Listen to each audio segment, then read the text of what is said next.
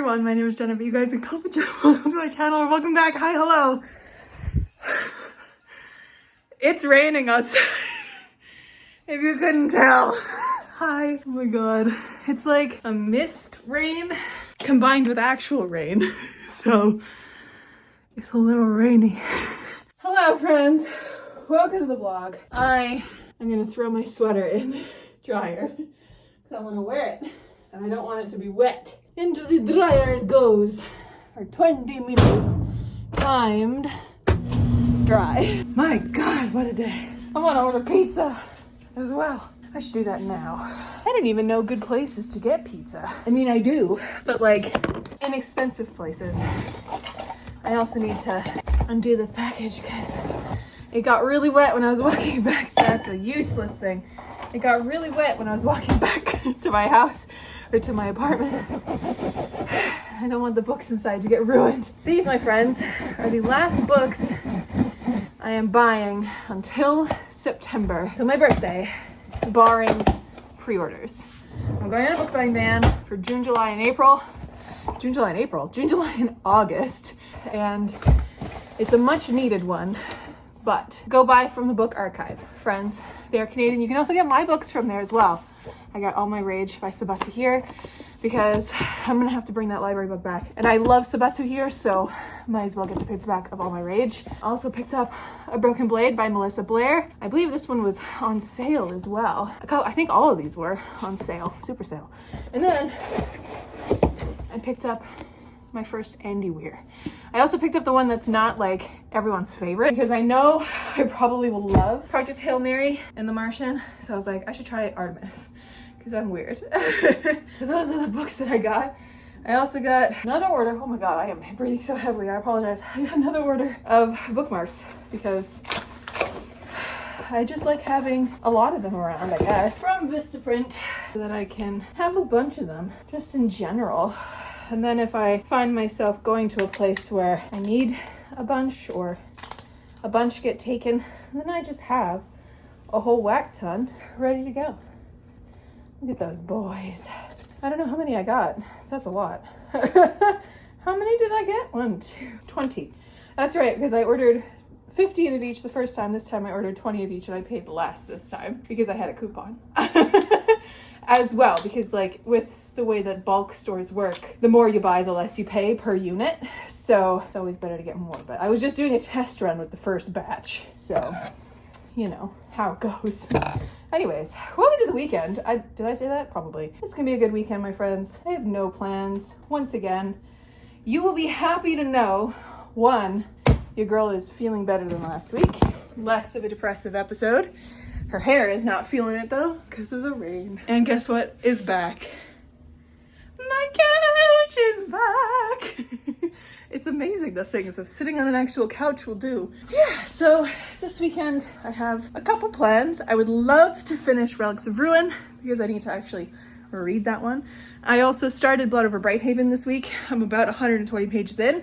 So I would like to also continue tracking my way through that. And if all else is wonderful and amazing, I would like to also read this cozy book, this indie cozy, which is Feathers of Dawn by Jess Galaxy. I also want to read Rubicon. I want that sci-fi itch. And I also have my Kobo. So I have a lot of options, but the main one is Relics of Ruin and Blood Over Brighthaven. So let me just move this back onto my piano bench. And then my piano bench in, because it takes up a lot of room. But yes, look at this, friends. She's back. She's fixed. We love her. This is a potential. I don't know where Relics of Ruin is. There she is. Woo! So that's the plan. I would love to also do some writing. I would also like to get back into audiobooking, but we shall see how things pan out. I didn't even go through the rest of my mail. Let's see if there's anything with coupons for everything is soaking wet for pizza because I want pizza. Bank. Yeah, it's gonna be a chill weekend. Nothing crazy. Is that a Yellow Pages? Oh my god. Since when is a Yellow Pages a thing? Fucking okay. I'll ask my mom if she wants that. Anyways, my friends, that's gonna be the weekend. Very relaxing, very chill, all that good stuff. Let me know in the comments how you guys are doing, what you guys are currently reading in the last chunk of May that we have. Oh, I'm happy with these new stacks of bookmarks. Lovely, lovely, lovely jubbly. My skirt is so wet in my dress that I'm wearing. So I'm gonna need to go deal with this. Also, I didn't do the fan for the ladies. Here's the fan. It was a terrible fan. Let me try that again. Ladies, we are now stocked back with all of these. Amazing, incredible. We love to see it. Big old stack for the ladies. Big old stack for the boys. Love. I am going to go put on something dry and order some food. I think a pizza is in order, my friends. Look at the delicious. Oh, I'm so excited. Pizza, pizza, pizza, pizza.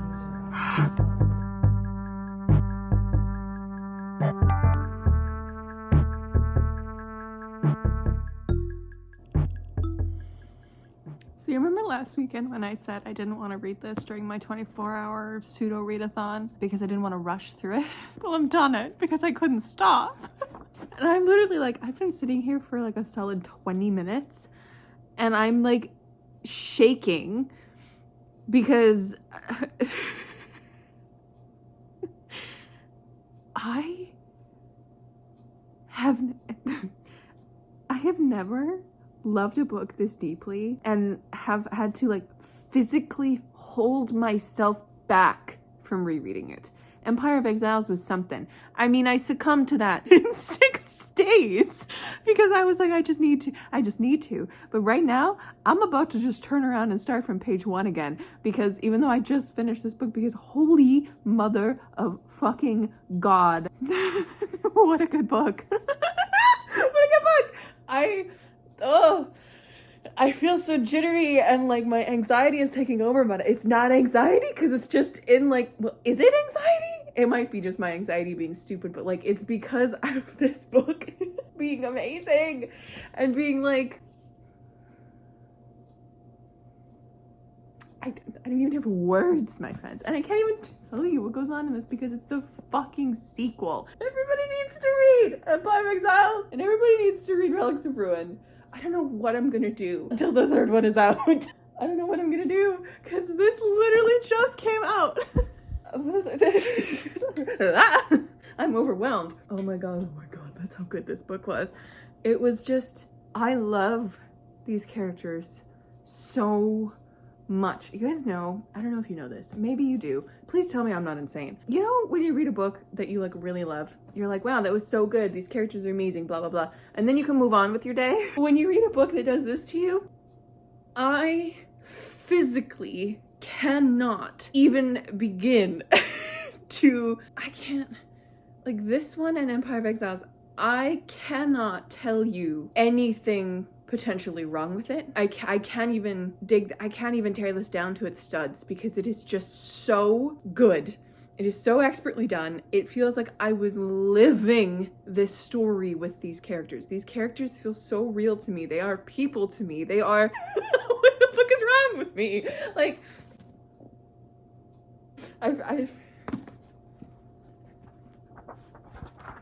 I loved this book so much. I couldn't even tell you which one I loved more either, Empire of Exiles or this one, because they're both so good. Oh no. Oh, we better be getting book 3 next year, because if we don't, I'm gonna riot. When is it expected to come out? When is it expected to come out? I gotta know. My O key on my computer is so fucked up. It's unreal. It's not on Goodreads.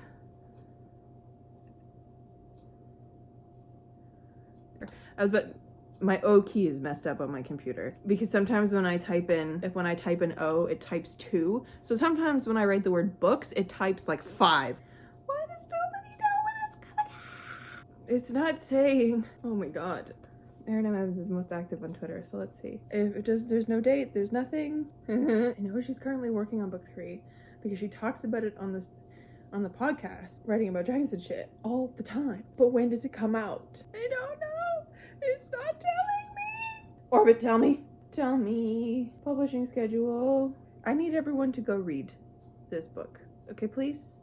Okay, please. Please do, because there's nothing I want more than to yell about this book until the day I die. And I am, y'all don't even know how close I am to just turning off this camera and rereading it. Like, book 1 is a fantasy mystery that I am now going to be not basing my book off of, but like, I have used what Erin M. Evans was doing in that book as a guide to creating my own for Sage's story. It was so inspiring and so helpful to see how everything was laid out and how Erin M. Evans was doing it, because Erin M. Evans is a fucking genius, and the way that she like creates her stories is just unreal. So that one follows this mystery because it follows Quill, who is an apprentice scribe who comes to the archives, the Imperial Archives, where most of this is set and most of our characters are from, to request the removal or the like sanction of a few artifacts under the name of the Karatzi family. And the Karatzi family has a lot of shit attached to it, even though they are the ruling family. Or no, they're not the ruling family. They're related to the ruling family because the Ulanites are the ruling family. They're related to the ruling family because one of them tried to perform a coup 23 years prior with a little girl claiming to be the lost princess. The coup failed, and so where we are 23 years later, Quill shows up with this request from the Karatzi family to remove artifacts that were tied to this rebellion, tied to this coup. And then it kind of unspools a little bit because that's one thing. And then Quill then witnesses his best friend murder somebody, hurt a whole bunch of other people, and then kill himself, uttering some really cryptic shit. And Quill is like, that wasn't my buddy would never do that. That is not him. And so then he ends up getting all these people, all these specialists and archivists at the archives tied into this because of also their involvement. And then Amadea, who's the head archivist of the southern branch or the southern wing, who knows about what's going on, about this tool that's being used, because there's memory things being used. It's called the venom of the changelings, because 100 years ago, changelings fucking cleared everyone out, and everyone moved to fucking Samilla and then built a salt wall to keep the changelings out. Venom of changelings messes with people's memory and it does something. So it's this whole fantasy mystery tied together with Amadea, Quill, the archivists, and their magic, and Richa, the like detective guy, and these relics and these people and this whole coup that was happening. And so that's the first one. So the first one is a pseudo-locked-room mystery. That's what Erin M. Evans calls it. This one is a skeleton mystery, where at the beginning, Quill and Richa, they stumble upon someone who just got stabbed. And then that person, as they're dying, is like, you have to protect her, and they gives them coordinates to somewhere. They follow these coordinates and they find the bones of a dead saint that should be in the archives. And that there's no trail of a theft, but it's also weird and wrapped up because the bones of saints in this world, because of that changeling war that happened and everyone had to like be refugees into Samilla, they left a lot of their religious iconography, and their like the bones of the saints are in the mountains for the Orizandi people. They couldn't take all the bones of the saints, they could only take a few.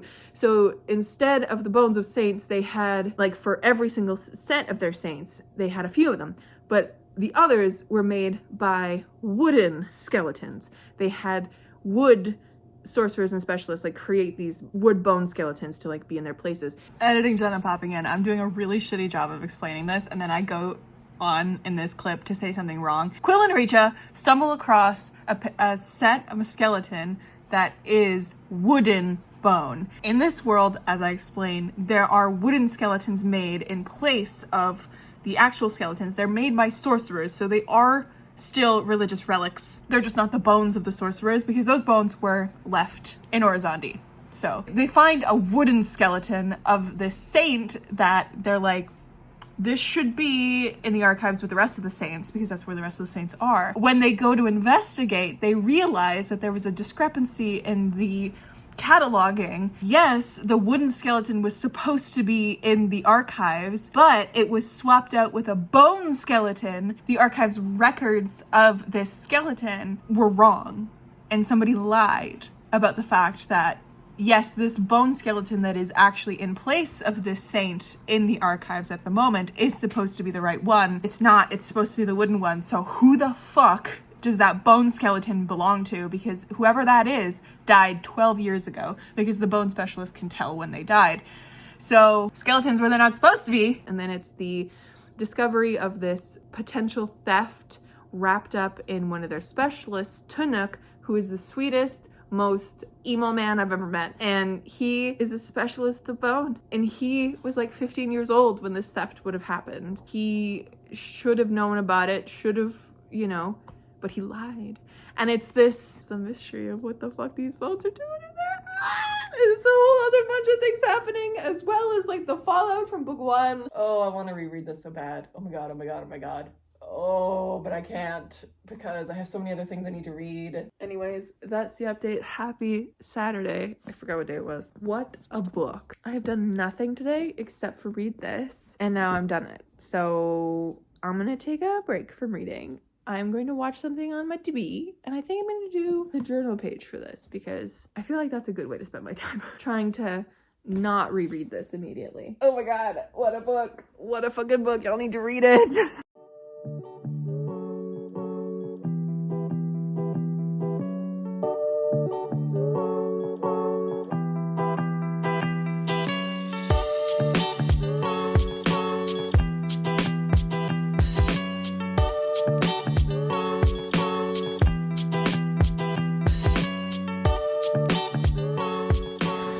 Hello everybody, happy Sunday! Hello! I didn't update you guys last night. So, you know, in an attempt to not succumb to the rereading urge, even though I'm like this close still, for Relics of Ruin, I ended up last night picking up Feathers of Dawn, and I got about halfway through. And I gotta say, I'm bored, and I'm having a really hard time with the writing. It's such a dick move, I know, but you know, like as I'm going through it, my editor brain just won't shut up. So, anyways, I'm about to make coffee, so I apologize for the sound of my kettle. It's iced coffee time.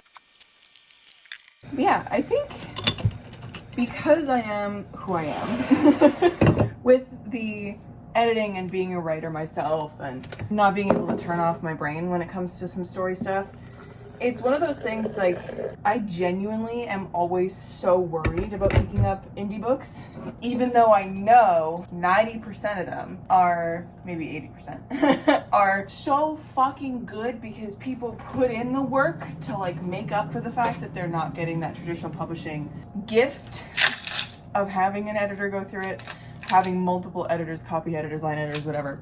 I'm always so worried because I know, like, I'm gonna come across writing that just doesn't drive with me. It happened with The Name Bearers by Natalia Hernandez, which is a beloved indie book online.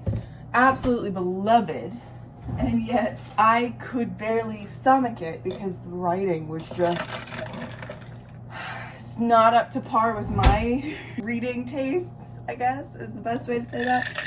It's not necessarily bad writing. It was kind of bad. But you know what I mean? Like, I'm such a dick. Like, I am an indie author. And I know some people have issues with my writing. And fucking doing the audiobooks for a second story, I've found things that I missed the first time around that don't make any goddamn sense and need to be edited. So, you know, not just them, also me, I know that. But, so Feathers of Dawn is about Asith, who is a dragon knight, a retired dragon knight, who ends up being kidnapped or taken by a dragon one day. They want Asith to be part of their horde because he's pretty. And it's like a cozy, adjacent story with it. I don't know, it's plotted really strange, and like the beginning was okay, the writing was okay, but now that I've gotten past the 25% mark, there's a lot of stuff that my brain is just like lighting up about, because a lot of the sentences are very telly. A lot of the things are just like, oh my god, I could write this in 8 different ways that would be so much better and flow better and all this kind of stuff, because my brain won't shut up and just let me enjoy the story. So I'm trying so hard to just enjoy the story. And this happens with traditional publishing books as well. If I find one that just doesn't jive with me writing style wise, my brain just won't shut up with ways like, because the editor in me just won't stop. So I think as an editor and as an author, this book is not very well done.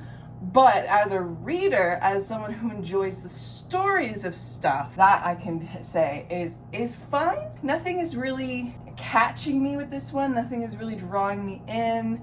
Even though it's supposed to be cozy adjacent, like, it feels kind of empty to me. I think that's what it is. And the story is moving so quickly. And there's also a lot of things that I'm just questioning, like, why? Like, it's a lot of things that are, as soon as I question something, I'm like, oh, I don't want to pull that thread because that's going to unravel this entire book. And I had this with a second story. When I was first writing it, when I was first putting it together, there was my first draft. My beautiful, beautiful beta readers caught this for me, thank God. I had originally set it up so that Ari and Finn would get together and run away right after the reveal in chapter 3, if you will. And originally it was just from Ari's POV, the like prologue-y stuff. And I had it so quick because in my head it made sense as to why like Ari would then run off with this man who just revealed who he really is. All my beta readers were like, that's not, I don't believe it. Like, that one thing I don't believe. So I had to then fix it and be like, okay, like, what would actually go down here? Why would he agree to go along with this after what Finn did? So I had to fix it and flesh it out more, and it ended up becoming the first fifth of the book, right? No spoilers, because I love getting people react to the chapter 3 turn. I love people reacting to that. It makes me not hurt. And I'm so happy. But it's those questions of like, as soon as you ask why, and there isn't a solid enough like, this is the reason, or it's explained away with a like, oh, well, you could have asked me that. Like, there's a few instances in Feathers of Dawn where the dragon, Ihave, I don't like it just feels like the author's coming in there and like ends up realizing something halfway through. Like, there was a question of like, well, why didn't you reach out to your mom sooner to be like, hey mom, I'm safe? And he was just like, well, I could only get a letter to you like a month in. And then Ihave was like, well, I could have there's a spell for that. Why didn't you ask? And I'm like, Ihave, you knew he was trying to get contact with people. That feels so empty to me because it's an empty reason, you know? And there's also the general question of the fuck did Asith stay with Ihave in the first place? Because that doesn't make any fucking sense. I know he tried to escape once, but then there was like no will to be like, okay, let me go. Like, there was no ask for the let me go. Yeah, there's little things that bother me, plot holes, if you will, that if you ask a simple question of like, why wasn't this a thing, it kind of pulls the entire story apart. I also don't understand why Asith is attracted to the dragon. Like, they don't have any chemistry. They don't have anything in common. There's little things like that that are pulling up this thread of my brain that are making me not be able to enjoy the story. And I'm kind of bored, as I said. Like, nothing is giving me anything to really care. Like, maybe it's just me. Maybe it's just because I'm not giving it enough of a chance after having read one of my favorite books of all time, Relics of Ruin. So, anyways, yeah, this is not to say that I'm trying to warn you off of this indie book.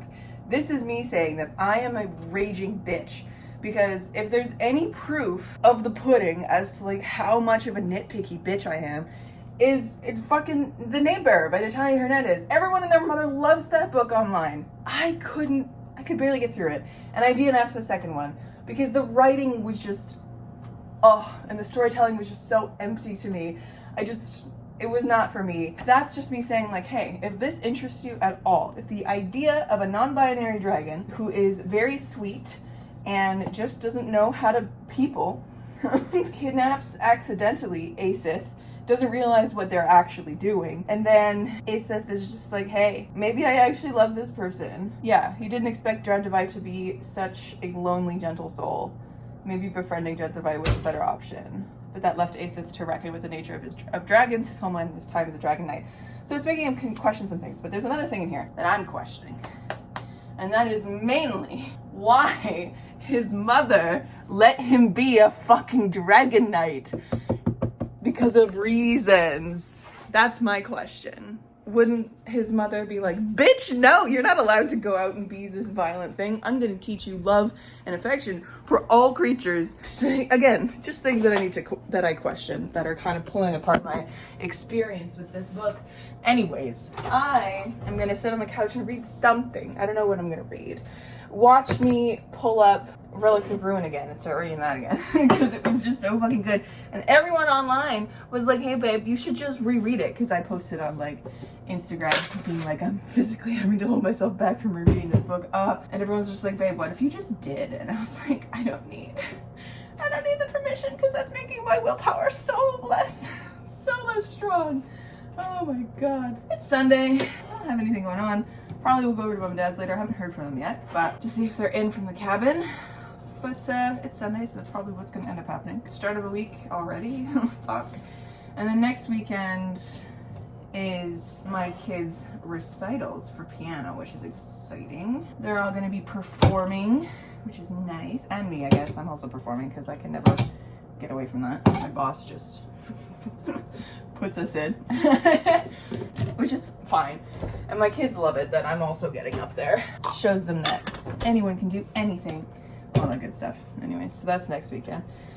So this week piano is going to be just last minute freak out for my boss, and then the kids are just going to have to get their lives together and get ready. Most of them are, so that I'm not worried about, but yeah. Maybe I'll pick up Blood Over Brighthaven. Maybe I'll read some Rubicon. I kind of have a hankering from some sci-fi just in the back of my brain still from last weekend. Maybe I'll write some of my own book. Who's to fucking say? I was having this revelation yesterday or the day before, I can't really remember, but it's this revelation that I was like, I was thinking back on the past couple years as an author and as someone who was like bringing together a second story and a little luck to get them ready for publication and all that. I was thinking back to last year and how proactive I was at like where I was in the writing process, where I was in the editing process, coming up to this and all that kind of stuff. And I was thinking about how I've just kind of left Airmount Book 3 to the wind. Not because I don't want to write it, but because of the writing grant situation, it kind of has been put on pause in my brain. It's this weird, like, I do want to work on it.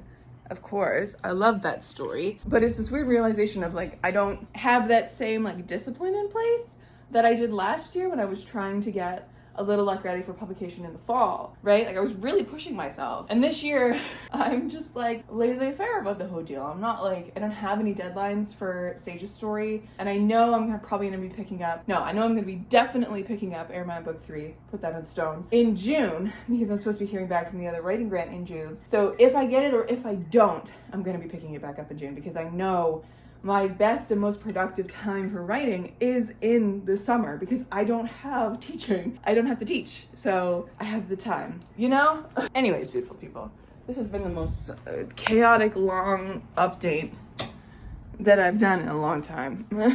Brain is just going a million miles an hour, and also at negative a million miles an hour. It's just one of those things, you know?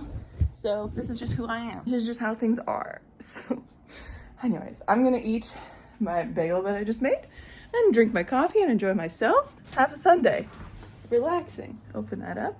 It was cold as hell yesterday. Maybe I'll play some Stardew. Maybe I'll write. Maybe I'll read. Maybe I'll, you know, all the things. I actually kind of have an itch for Rubicon. So maybe that one. What did I do with it? Just got an itch for the sci-fi. Here you are. So maybe I'll give that one a try today and keep my thoughts and prayers away from rereading Relics of Ruin for just a little bit.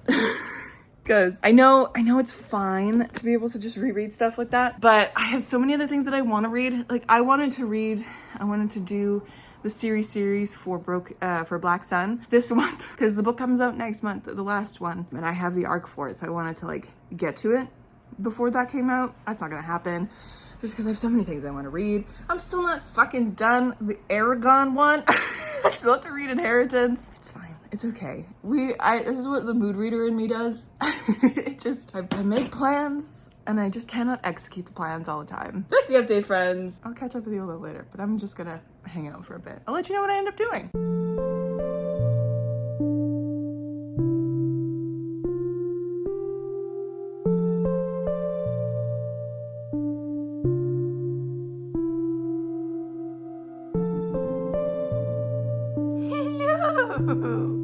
Hello, gorgeous. Were you having a snooze? Hello.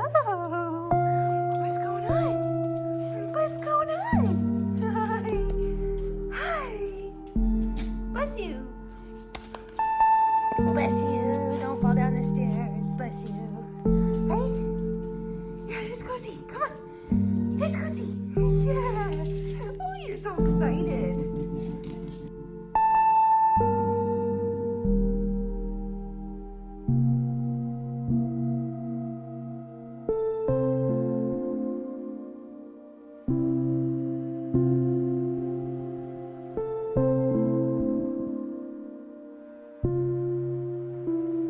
Hello, friends.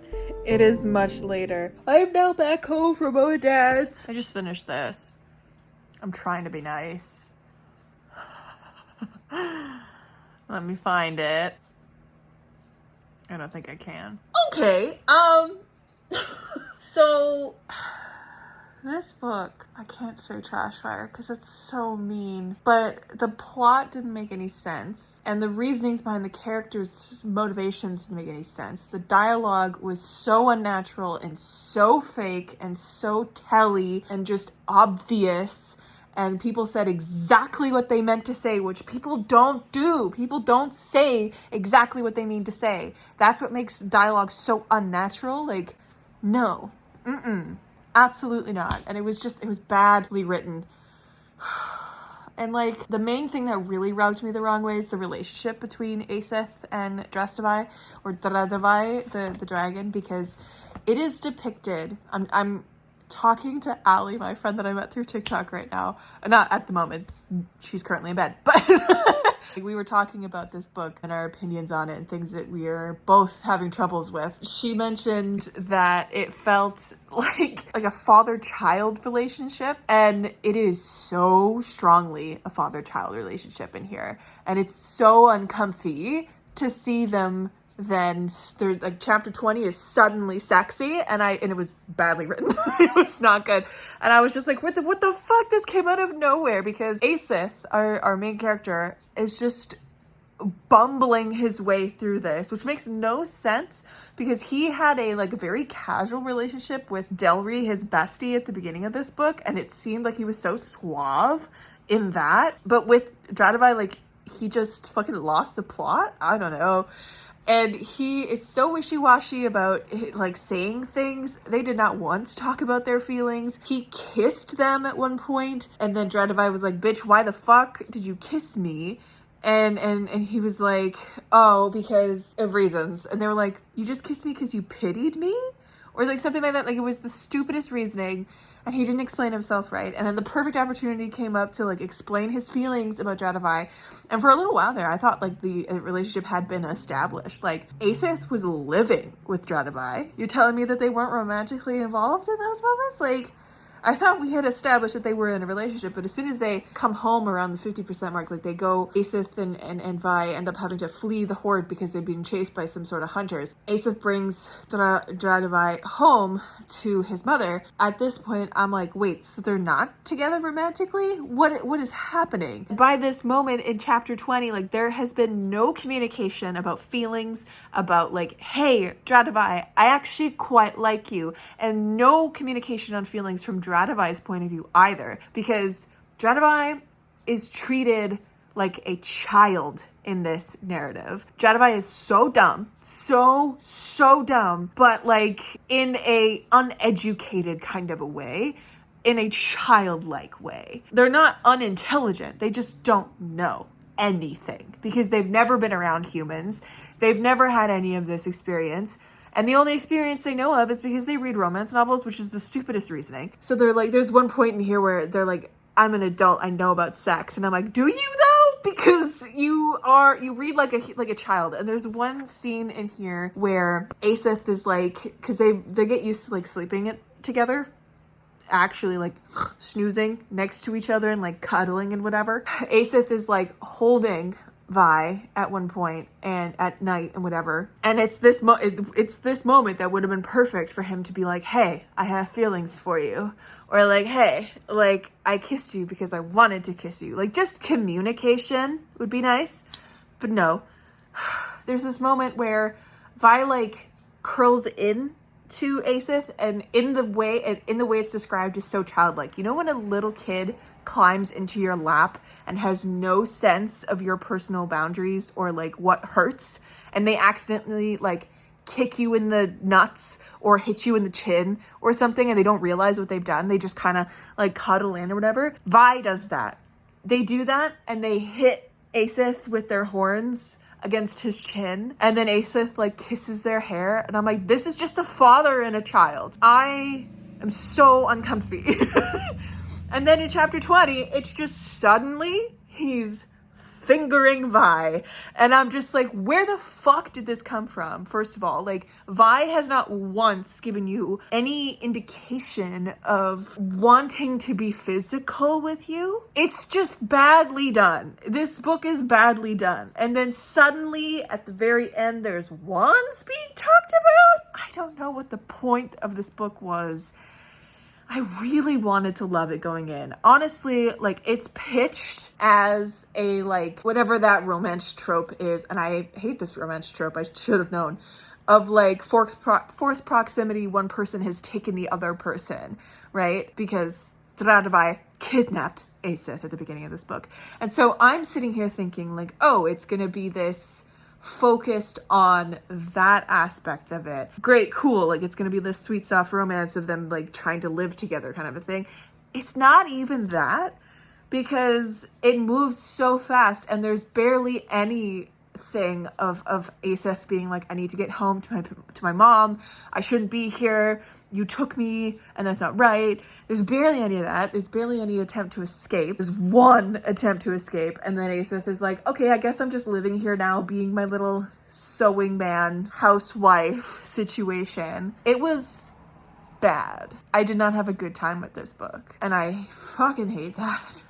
The best time that I've been having is talking about it with Allie, because we seem to be on the same page about a lot of it. So that's good. I'm interested to see how Allie feels about the rest of this book, because I think they reached about 170 roughly, and they have about that much left to go. This little chunk left. No.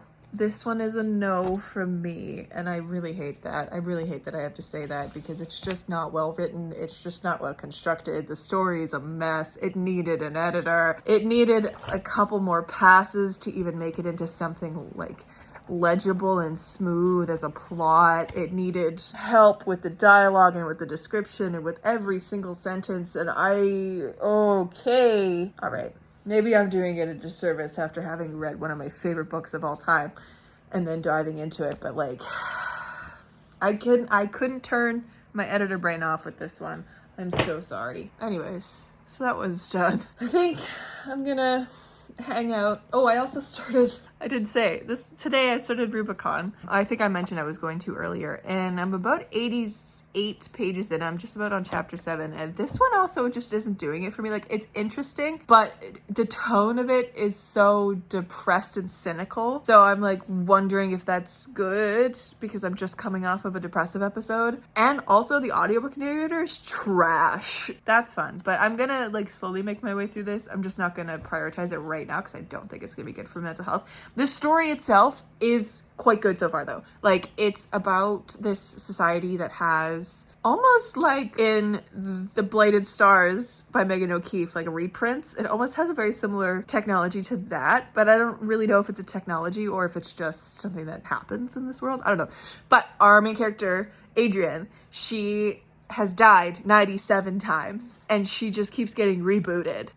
And this time when she dies, she's on her 97th body, essentially. She's really fucked up about it. Like, she's at the point where she just wants to stay dead. She's got addictions and all this kind of stuff. And like the people who are running the company where all of these soldiers just keep getting rebooted and re-put back out on missions and stuff, because she's essentially a soldier. They're like, you shouldn't have addictions because you are getting a new body that is not reliant on any of this, and you're getting a new brain that should be fine. And she's like, that's not how it works. It's mental. It's not a physical thing you can change. It's mental, these addictions. So she's royally in a bad spot. At the beginning of this book, she's on a mission, and then she dies having killed her entire crew, because like her whole crew is part of the series, and like the whole thing is you don't let anyone else kill you because things can happen, from what I'm understanding. Like the bad side can take you and like make you into things until you do die properly, and then you can get rebooted. Like they fuck with you a little bit. So she like what is called zeroing out. She zeroes out her whole crew and then herself after the mission goes really, really south. And she's like, guys, there's something wrong. Like she goes to the superiors and she's like, something's happening because you guys are taking what should be a low risk thing and it's becoming a fucking bloodbath. Like something is wrong. And they don't listen to her. They just promote her to a different sector, a much higher level sector that she was in that has incredible tech. And everyone there is like, wait, you've died 97 times? What the fuck? Like, you're just cannon fodder. And she's like, yeah, that's how I've been living for 10 years. What do you mean it's not like this here? And they're like, no. We are all slightly concerned for your well-being, but not actually, because she doesn't know them well enough, you know. So she's now in this new area. She's in the 505 instead of the 807s where she was before. She's in the 505. She's with more tech. She's with more people. She has a new crew. She's a sergeant now instead of a specialist. She's got some cool tech. And like, it's called Rubicon because it is she had brain surgery in the midst of this and had like a implant into her brain that is essentially making her have an AI in her head. It like hooks up to the spacesuit and stuff like that. So like the tech is really cool. And according to the back of the book, the tech is supposed to become sentient. So I'm excited about that. It hasn't yet happened in the 88 pages that I've read. I'm into it. I am into it. I just don't like the audiobook narrator, and the tone of the book is a little bit too trauma for me at the moment because of the depression. So I'll get to it. Maybe next weekend or the weekend after I'll like come back to it and read it. But I also worked a little bit on Sage's story on Far Horizons book 1. I've been thinking about it all day as well because I've been listening to the Writing About Dragons and Shit podcast. I've been thinking about the beginning of the book and like how I want Sage's character to come off. And there's little things that I want to go and tweak in the 3 chapters that I've written. So I'm over 4,000 words in now. So I might work on it now. I might just watch something on TV because it's almost 11:30 now. So who knows, but alas, another week begins. I have held off on a reread for this bad boy, but I will say I'm tempted as shit right now to dive into this again because it's my favorite. It's my favorite. I love it so much. Oh, maybe I will. Maybe I will. Or I have so many other things that I could be reading, especially like the romance book on here. I could keep reading the other Aaron M. Evans book that I have on here, Brimstone Angels. I keep forgetting I have it because it's on a Kobo and I'm not used to having a Kobo yet. So I read 2 of the books that I intended to this weekend, which is good. And I started a 3rd. I was like, what was the other one that I was talking about that I wanted to read? Of course, it's hidden over here. Out of sight, out of mind.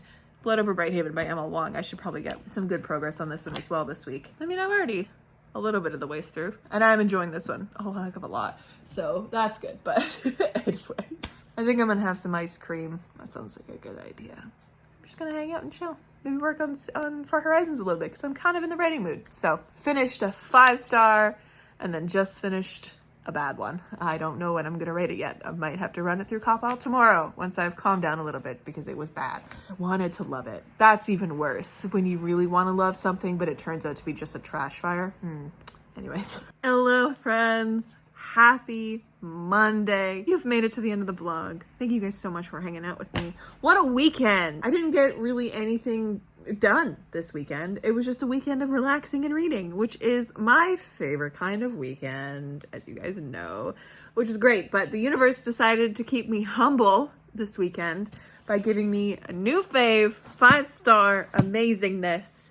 and then throwing me back under the bus with a 1.5 star with The Feathers of Dawn. And that's so sad. Like, the more that I think about it, the more I realize that that book was just in desperate need of a better edit developmentally, to get the storyline straightened out and to get things better and like get the actual story itself better, and then more polishing for the actual writing, because the writing was also bad. Like the sentence level writing it needed some help. So that's where I'm at with that one. 1.5 stars. I also today, talking with Allie, because Allie ended up finishing the book today, she ended up messaging me and she's just like, do you want to just video chat? So we video chatted for like 30 minutes or something. And it was so funny. And it was just both of us going back and forth being like, what the fuck even was this book? That made the experience very, very fun. The impromptu buddy read of it all made it so fun. I'm gonna leave it here, my friends. Thank you so much for hanging out with me this weekend. Thank you for hanging out with me as the universe blesses me and throws me under the bus again with a 5 star and a 1.5 star. Oh my God, this happened previously this year too, where I read a 5 star and the next book I read was a 1.5 star. So, you know, it happens. It's the universe keeping its balance, I guess. Anyways, friends, I will catch you in another video very, very soon. Stay kind and keep on reading.